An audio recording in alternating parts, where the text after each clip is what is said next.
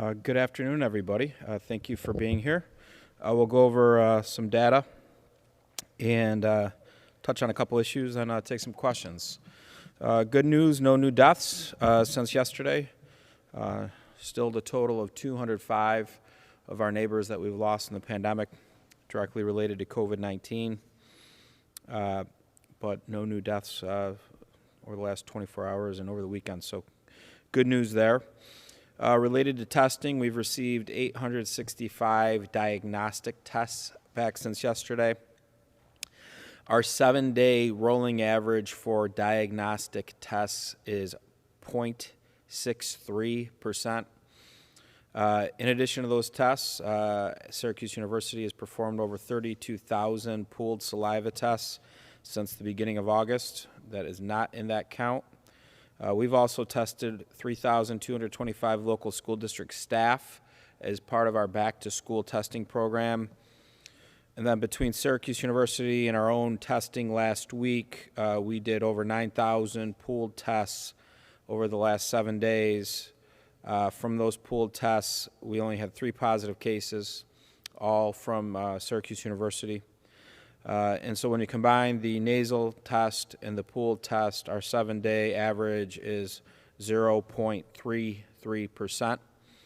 This is important because the saliva pooled test sampling is no longer, is probably at some point going to outtake the diagnostic testing. It's easier, it's cheaper, and so when from a data standpoint, the state puts out their New York forward data. It doesn't include any of the saliva samples.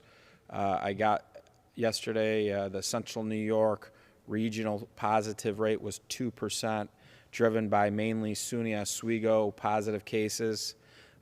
Normally, we don't see a lot of cases in Oswego County. We saw, I think there was over 20 of them. But at the same time, they had those 20 cases. They did thousands of saliva tests. Yet those tests weren't counting in the data. So the data was skewed, and the data is skewed as long as saliva tests aren't being done. SUNY Cortland, saliva tests. SUNY Oswego, saliva. All 6 of our schools and colleges, for the main part, are using saliva. And so from the standpoint of where we're doing testing and our back-to-school testing, saliva-based testing. So when we look at the impact from the macro level on the community, we have to factor in both the diagnostic tests, which are now more of a symptomatic test. The saliva test is the test that's being used for broad screening as well. So that's 0.33 7-day average when you combine both of them. Very, very good news. Hospitalizations, we have 10 individuals in the hospital, 2 in the ICU. So let's keep those 2 individuals in our thoughts and in our prayers. But certainly 9, 10, 11, these are all, this is all territory we haven't been in a while. In addition to that, who is in the hospital? We have 6 Caucasians, 2 African Americans, and 2 individuals that have not given us demographic information at this point. Looking at cases, 3,921 positive cases, up 11 since yesterday. Again, when we get information from the state, oftentimes positive cases get attributed to Onondaga County that don't happen. For example, the same data point yesterday was 21 cases from the state website. We actually had 11. So you can think about what 10 cases does to your averages when you're just looking at the diagnostic New York forward page. So again, that's why we always say we're the clearinghouse of cases, because Dr. Gupta and her team have to go do all the contact tracing of it. So again, 11 cases since yesterday, good number. We've been in a new range, 5 to 15 now. Sometimes we're a little bit more than 15. A couple days are a little bit under 5, but overall a good range. Out of the 11, 2 household contacts, 1 travel-related, 8 community spread. Out of the community spread, 3 of a known source, and then out of the 11, 2 of the cases related to college students. Active cases, we're monitoring 123 active cases. That's down 53 from yesterday. So recoveries, 3,598. That's up 64 since yesterday. So the health department was very busy getting many of our residents recovered and through that system. But that's very good. 123 active cases, about as low as we've been. One day we had 119. But I think the last time we were anywhere near that was late March. So that's very, very good. Looking at where the cases come from and who's been impacted, 2,251 female, 1,670 male, 363 are under 19, 813 in their 20s, 516 in their 30s, 462 in their 40s, 583 in their 50s, 433 in their 60s, 312 in their 70s, 277 in their 80s, 162 in their 90s. Back to school testing, 3,225 tests that were done last week from these tests, okay? There have been no positive cases from these pools. That does not mean that employees or faculty since March have not gotten tested positive in any of the schools. And I know that certainly before school started, we had one district that had a teacher or a faculty member test positive, but that was before school started. But out of our pool, we had nobody test positive. Certainly we'll talk about and take questions on the 2 positive cases we had in both at Jamesville Elementary and Van Buren Elementary. Dr. Gupta is with me today. We can answer some questions related to that. But we're working very closely with Upstate, all of our school districts. Our teams have been on calls all day long about figuring out the best testing protocol for the school year. Right now, what we are developing is a testing site for schools and staff for rapid testing for symptomatic students first. And then certainly this will avoid any delay getting results and will allow the students and or faculty the ability to, once symptom-free, get back into the classroom. But that is first. In addition to that, we're working on our random sampling programming, which will probably be the saliva pool sampling to try to look for that needle in the haystack, that asymptomatic case that's in the buildings. So we knew at some point we'd get cases, just like we knew with colleges opening back up, we'd get cases. In every industry, we knew at some point we would have a doctor who would become positive or a nurse who would become positive who was working. That happened. The process worked well. Quickly isolated the individual, quickly quarantined. Every case is different with contact tracing, but certainly I think the process worked very, very well, and we built up the infrastructure to be able to handle this. And we're pleased with how it has played out to date so far with both the Baldwinsville and Jamesville DeWitt school districts. So saying that, we'll take questions. Ryan, do you have any more details about the monitoring in schools, either the rapid test site or how you're going to do random sampling? We're working at the random sampling, little bit of debate still going on between the doctors and the scientists about that because the infection rate's so low. So how do you best utilize that? What everybody agrees is we need rapid testing when we have a symptomatic case. It's just too many cooks in the kitchen sometimes when you have a student going and then mom or dad are taking them to a pediatrician to get the test or a different lab. Sometimes they're going to outside the county for different rapid tests, and just too many hands. We want to be able to know that when a staff member or a student has symptoms, that they have a place to go so that we can communicate directly with our health department so that if we get that positive, we can immediately start contact tracing and we don't lose any time. So we're working with Upstate on that, and we'll probably have that set up by the end of the week. and hopefully by the end of the week we'll also have a protocol for saliva-based kind of proactive testing in the districts. What makes that unique compared to the community health center where symptomatic testing has been available since March? Well, this would be a testing site that we would direct any student from a district to go to specifically, and we would have direct points of contact with our health department and with that lab, so that we would then get alerted immediately, not have it go through the eClares system at the state, take a day, come back through to us. And so that's kind of, we want to streamline that process. And that would be how rapid a test are you talking about in terms Yeah, we've been looking at it, hopefully within 4 hours.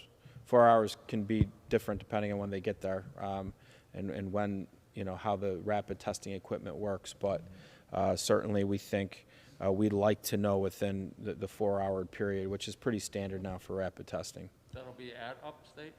Not sure exactly yet, but probably. Is that optional for a student or teacher sent home with coronavirus symptoms? No. And how do you follow up making sure that process happens? Well, they won't be able to come back to school, I believe. And again, Dr. Gupta can always pinch me if I'm wrong, but I believe that right now, under the State Department of Health guidance, if a student has symptoms of COVID, they then go and get a test, and then you need the negative result, plus they need to be symptom-free. Dr. Gupta brought up to many people, there's other infectious diseases that have similar symptoms. So if somebody is COVID negative, which most people will be, but they still have other symptoms where they could spread that stomach bug or other things off to other children, we don't want them back in school. They need to get better first. But that's the state DOH guidance right now is you do not come back into the building until you have that COVID test negative and you're then symptom-free of whatever led everybody to make you get a test. But they're still free to go to their own pediatrician, which you've said just a moment ago might not be the quickest way, but that's still their option. I'm wondering how you incentivize people with the health of a child, and you're talking to a father here too, so nobody is going to tell a parent you have to go to that site. Certainly, I think the pediatricians would agree that setting up a streamlined process instead of most of the pediatricians utilize national labs, which are doing much better now, but still not as quick as what we're talking about here. So I don't think there'll be a lot of disagreement within the medical community about the process here. And again, parents, they're in charge of their children. They're their children. If they want to go to the pediatrician and have the test there, that's their call. Would school nurses refer them there? Yeah, we would widely communicate where the fastest and best systems will be in place. Why wasn't this testing set up sooner in the schools? I'm just curious. Well, school started this week, so from that standpoint, we did back-to-school testing. Now we're talking about the testing for symptomatic kids. There is testing set up for that. You would get referred off to the doctor. This parent would then make that call. What we're saying now is the 24 hours of turn time is valuable, so we're looking to streamline that 24 hours. There's not another community in the state, I believe, that's done what we've done related to back-to-school testing and setting up the infrastructure and taking the leadership role our teams have so that this doesn't become a problem for the school districts. Do you have any information on additional cases at schools since the two elementary schools? We do not have any new information related to that. I know that there was one case of an employee before school that got it. I think they're very close to being better, if they're not better by now. But that had nothing to do with our back-to-school testing. That was in advance of that. But we do not. Just like we get probably a couple cases from college kids each day, we will probably have situations where we'll have children going into quarantines quite a bit during the course of the process because they'll be positives. Mom or dad will be positive. brother or sister could be positive, an aunt or uncle could be positive.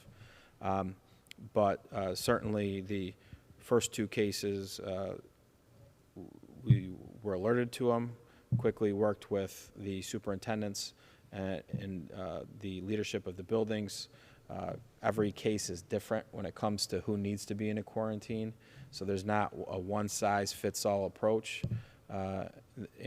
Certainly these 2 cases were different when it came to that. So, but overall, everybody's very comfortable with the contact tracing efforts and the response.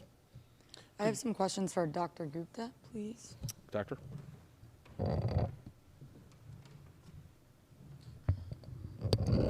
Hi. Hi. I just wanted to get your reaction to, us already seeing positive cases in schools, especially since, not everyone's gone back yet. So what can we kind of expect when everyone's back K through 12? So as I have mentioned, right, we have very low community transmission, despite we will have cases wherever we walk. One of the places is schools, and the schools are open now. We have cases in restaurants, churches, any other workplaces, hospitals. So it was the matter of time, and it happened in the first week. So the anxiety is going to be high, but I'm very confident in our capability of case investigation and contact tracing, along with the strong collaboration with our school superintendents and their health teams, which includes medical director, as well as nursing, and our team leadership in our health department. So this is a constant communication. We have actually put significant processes in place to get there. The reason it worked this weekend quite well in that we have those processes put forward, that if we have a case, and as soon as we have a case, we actually go and then try to identify all the contacts and find all the information about the environment and provide recommendation to the school, whether it's the class should be canceled or if there's anything else needs to be done. So that's the process is, I think, seemed to be working well, and I'm comfortable with time. We all will continue to learn, and I think anxiety of everybody will be somewhat down with the time. It just becomes, yes, we have the cases, and what else can we do to reduce the transmission of virus? So that's how I would approach it, and I hope that's what be true for all our superintendent. And we have been in continuous communication with them, including before I came. Absolutely. I just had a few questions about the Jamesville Elementary case as well. Do you know how many people are in quarantine now because of that case? So in general, we do not disclose any specific information because the school has been extremely very helpful. Both schools have been very cooperative, provided every information which we have asked of them, and also have reached out to the families who we needed to be reaching out.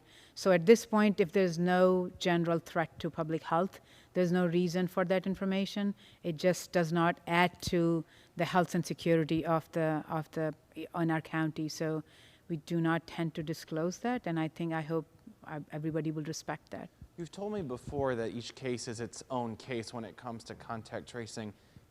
Generically, what parameters do you look at in the classroom setting to figure out if the whole classroom and teacher needs to quarantine or not? Because if they're 6 feet apart wearing masks, would that result in everyone quarantining? What can you say about the general? So it's a great question. And this is the first week we are opening this, right? The schools are open. Everybody's coming from different background, different homes and different, we bring ourselves to either work or school. So everybody have their different exposures, and they are all congregating in a common space now. So yes, the 6 feet rule certainly we look for, and we look for how big is the room is, whether kids were wearing masks, teacher was wearing masks.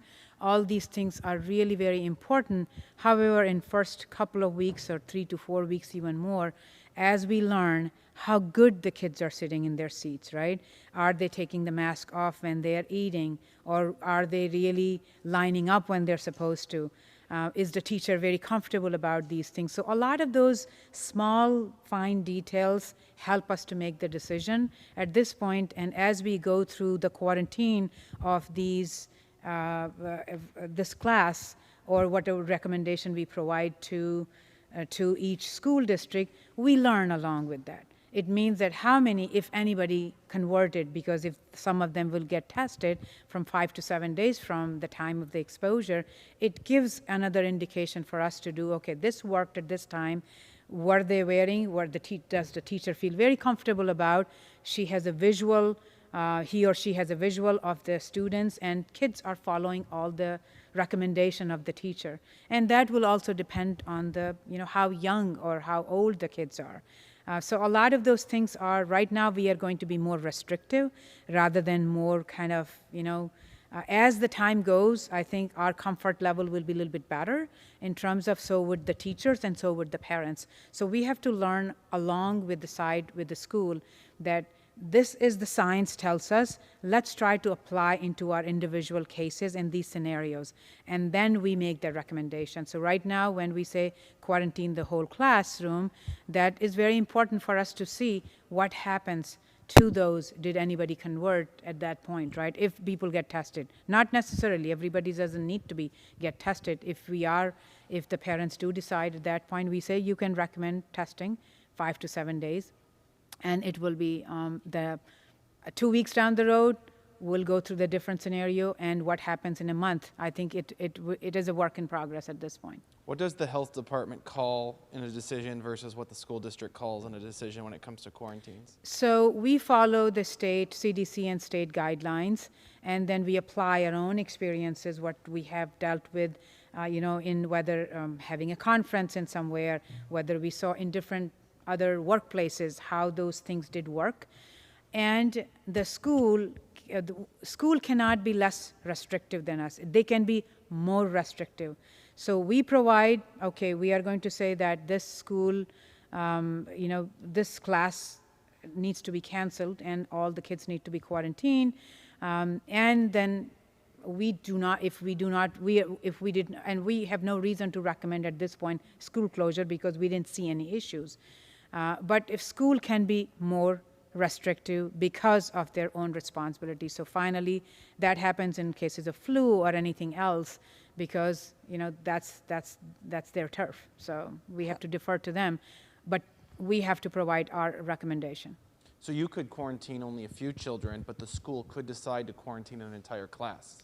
No, not quarantining. So we are going to quarantine. To official quarantine gets the commissioner's order, right? It means we are seeing that we are defining this as exposure, but we kind of can say that, okay, you can provide an alert to those that there was a case and people can watch out, but not everybody. If you are in this classroom and you are on the other side, there's no reason for us to put quarantine to that. When we are talking about a school closure versus the superintendent or principal cannot do a quarantine order. That quarantine order comes only from the health department.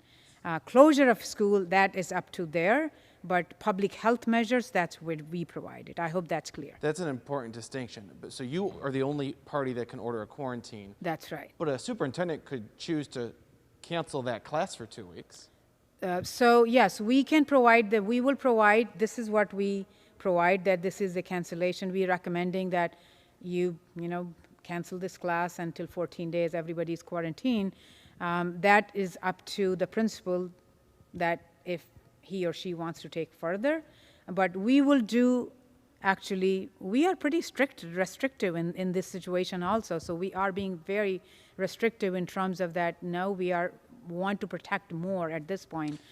And closure of a school, we are not recommending at this point. Because for Van Buren, it was an entire class, I'm using the word carefully, asked to quarantine, but now those other classmates don't have to. We've gotten some different information today. I don't know. So all the quarantine, the quarantine, if that, let's say, I don't know, depending on if you have 10 kids in the class, and if the kid was, I'm just throwing a random number, And though all, if we consider this kid, they all were exposed, we consider because of what we got information, then they all are going to be in official quarantine. Their parents, because they're minor, they will get the order for the quarantine, 14 days. They stay home 14 days, and they cannot come to the classroom. It means the entire classroom is in quarantine. The rest of the school can go on with as usual. The case is the household contacts and anybody around the case will be quarantined also. So the case is in isolation for 10 days. So is that clear? Did that happen in Baldwinsville? I mean, that's what we recommend. I'm just giving you a scenario. I think you can ask the superintendent. We don't go into the detail because there's no public health threat. So we stick to our recommendation to the superintendent, and then he or she is going to decide how they communicate. We provide them recommendation, and then to the parents, essentially. So we directly communicate with the parents of those quarantine children. Has the county added more contact tracers in anticipation of cases in schools? No, yeah. Yeah, so the only thing is that we have contact tracers. New York State Department of Health has provided our the virtual contact tracer with the Bloomberg Philanthropy. They continue to be a significant part of our workforce. They work alongside with us, so they are pretty much, for all practical purposes, they don't do case investigation, they do only contact tracing, so they come into the picture. Yeah, so we haven't brought on more people. We aren't even using the people we trained. Remember when we had to meet a 200-person contact tracing number, we had 40, 50 cases a day, and now we're dealing with 5 to 15 a day. But Andrew, to what's important is, again, Dr. Gupta is not going to talk specifically about the case. I think with some of our superintendents, and we were just on the phone with them, this is all new turf, so some of the language they use is different. But Dr. Gupta and the health department can quarantine. That's an official order. The school districts cannot. You had 2 cases, 2 different schools. The districts handled them differently. One of the districts chose not to have school today, so they can go clean. That did not come from us. That came from that school district. They made that decision. That's where they have the authority to make that call for their own buildings. But when it comes to quarantining, every case is different, just like every example we've had. And it's all about direct exposure, direct contact. If you took your Johns Hopkins certification, I believe a direct contact is what, 10 minutes, Dr. Gupta? Yes, so for the state, it's 10 minutes. 10 minutes, for the yeah. CDC, it's 15, so we stick to the state. Yeah, so it's 10 minutes of direct contact within 6 feet of a person. So when you look at it, there's not going to be, I know I've had questions about what's the cookie cutter approach, how do you do this? There's contact tracing that's done every day, and it's the same approach. But when you have a case, now what's different is you have part of the case's direct contacts are potentially children and their friends in school, but it's also potentially mom or dad, brothers and sisters, aunts and uncles, neighbors. So we have a case, we're doing contact tracing for the whole case, not just looking at who they're in class with. Are you aware, though, of a shift in the Baldwinsville, I don't know if it's quarantine or class cancellation, I don't know what the word is, but was it an entire class and now it's just the direct people now? Are you aware of any? I don't think so. I think there's just language, definition, communication differences. We were just talking to the superintendent 20 minutes ago, so I don't think there's been any shift related to that. I think there was just some confusion over verbiage. In Jamesville, with the school being shut down today for deep cleaning, what exactly does that entail, a deep cleaning? I'm not sure. We didn't recommend the shutdown. That was something that the superintendent thought, just from a precaution standpoint, just to deal with some anxiety. I'm not exactly sure what happened. If it was something that we thought was necessary, we would have recommended it, but that wasn't something we recommended. How many high school kids did you get Friday for preschool testing? I'm not sure, Tim, how many we got. We can ask Dan if he has a breakdown. I know Friday was our busiest day because we had quite a few faculty members from different schools coming, but also some teachers or some students as well. But we can do that.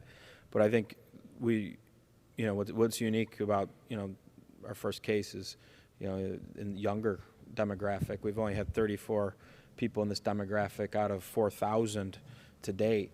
So it's kind of unique that this is the first case in a school. I would have thought would have been one of our older students.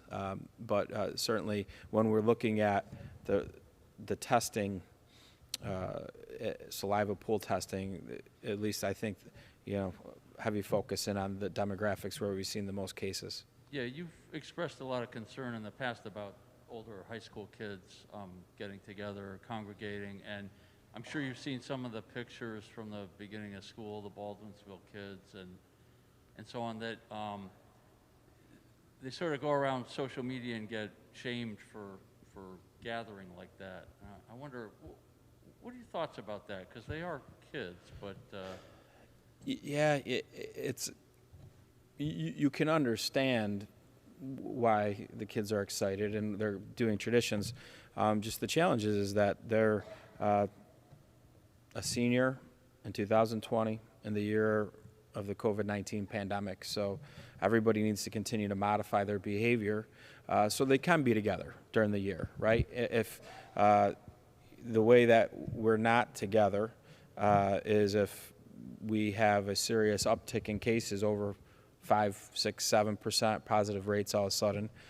So the best way to keep us together is to certainly do the smart things that work. Physically distance. If you're going to be with each other, wear a mask if you're that close. I think it's different if you're with your brother and sister, mom and dad, having a picnic together than it is being with 48 other kids, just because those 40 other kids come from their own networks, as Dr. Gupta referenced earlier. So I get it. I know it's tough. I know those kids got a lot of heat, and I know there's some other pictures out there too, with different districts, and you understand that. But we need to be a little bit smarter to stay on scale with the virus to make sure that we keep the positive rates and infection rates where they are. Do you think that heat will help inhibit other kids from doing that? I think it does. I think it does. I think if you relate, it seems like a distant memory, but first week on campus with Syracuse University, we had some of the freshmen getting up, making a mistake. Very published incident across the country. And look at the success we've had now in the data from the testing program. That's a lot of it has to do with the fact that you pre-screened and caught the virus before it came in, but a lot of that has to do with the behavior and the commitment of those students to really change and modify their behavior. So we need the same thing for our younger people too, and certainly because everybody's bought into this for the most part through this process, and it's been long. We've had a lot of success. 0.33% 7-day average. That's pretty impressive. Back to the Jamesville student case. Do you know if the student who was tested was wearing a mask? Did they have their temperature taken before entering the school? I'm not sure what the school's protocols are. I'm pretty sure they probably do have temperature taking.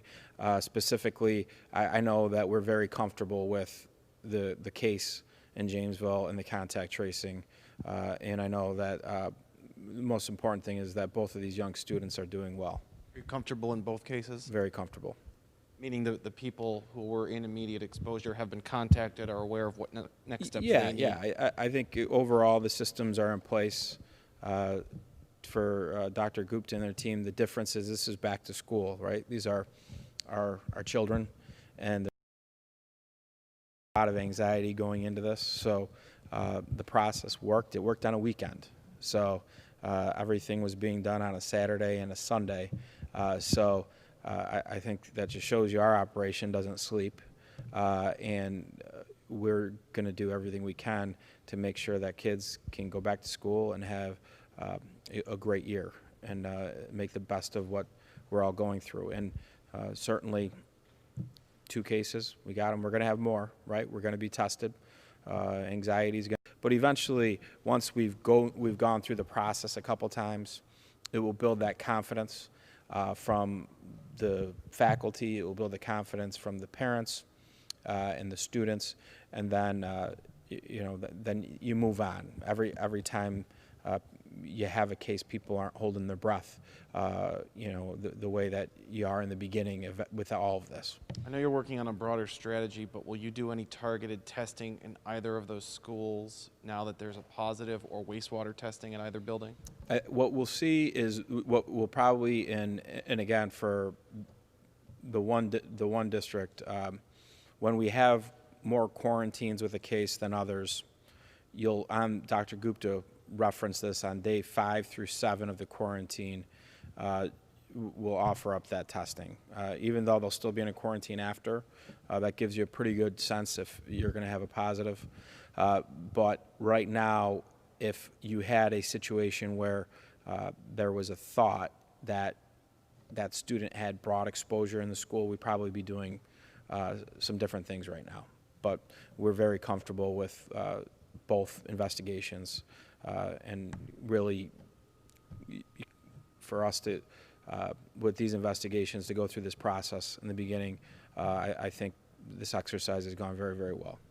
With Central New York being the second highest region in our area for positive cases, can you confirm if this is because the colleges in our area are testing so much and having some positive cases as well?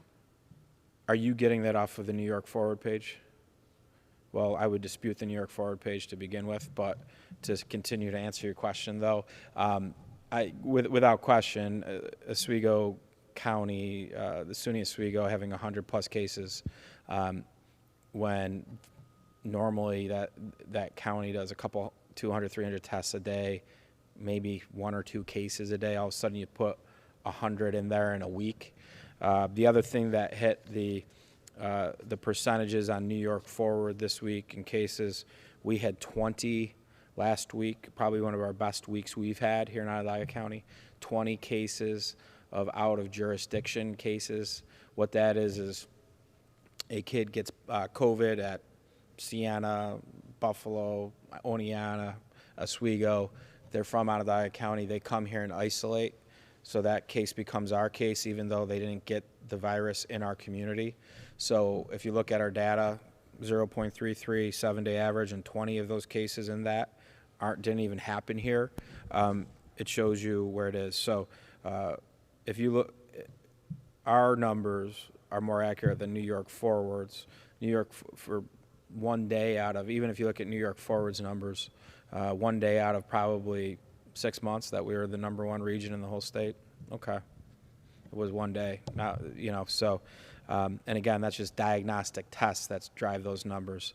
When more than half the tests in your region are now saliva tests, which they are, with Cortland, SUNY Oswego, all of our 6 colleges, everything we're doing, those numbers don't mean as much anymore. What about the state? You mentioned that the state had 21 cases for Onondaga County when you had 11.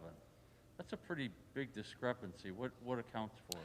I think they get reassigned often. Sometimes we'll get a case, they'll get reassigned to Oneida or one of the counties around us.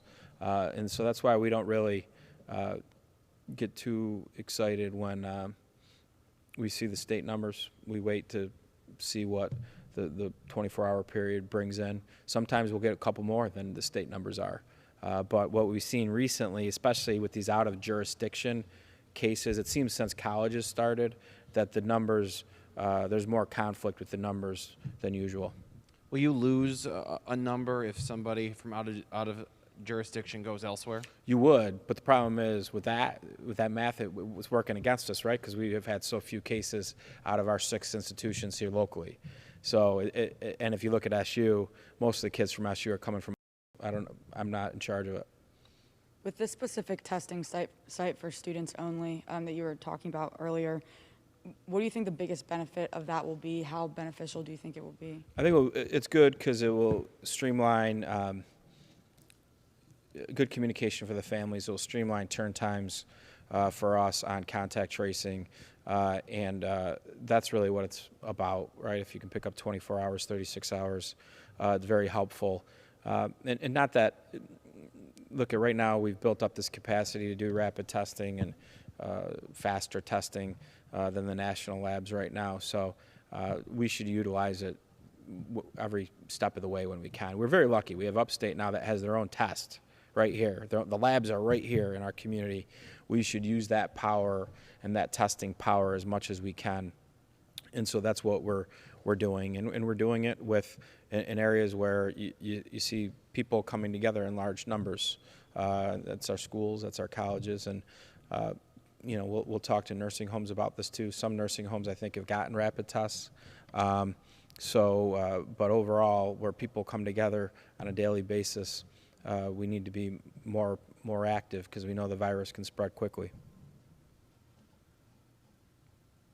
Anything else?